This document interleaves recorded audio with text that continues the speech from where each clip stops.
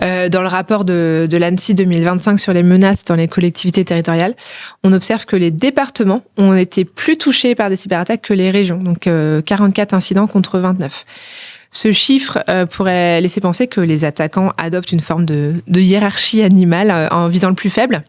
Mais est-ce que c'est vraiment le cas ? Est-ce qu'ils partent du principe que les départements sont moins bien protégés, donc plus faciles à compromettre ?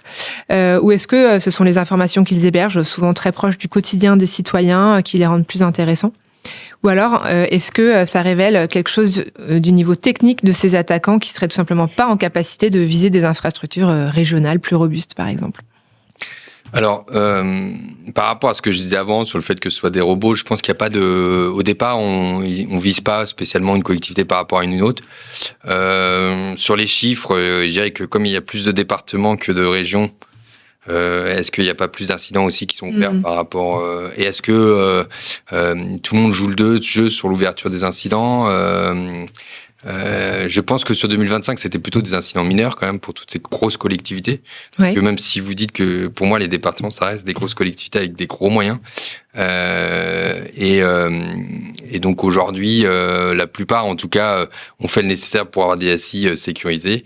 Et que c'est plutôt sur les petites collectivités qu'il y a vraiment aujourd'hui un effort à faire au niveau de je pense au niveau de la cyber.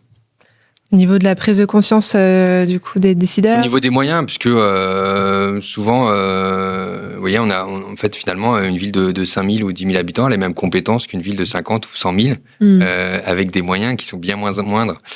Pour autant, il faut qu'ils fassent de l'informatique, de la cyber, un système d'information, etc. Donc, il y a peut-être des moyens de mutualiser. Il y a quand même des choses qui se font avec des OPSN dans certains territoires. Donc voilà, je pense que il faut accompagner ces collectivités où souvent il n'y a pas de toute façon les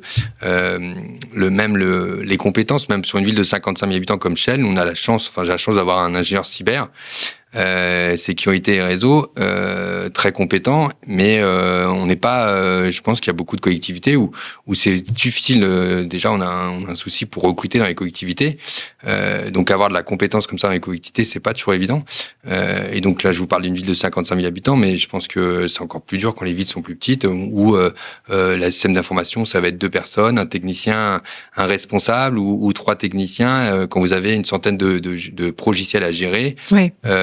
Voilà, vous avez les mêmes problématiques qu'une ville plus grande, avec des moyens beaucoup moins importants. Donc je pense qu'il y a un accompagnement à faire, ou en tout cas une mutualisation.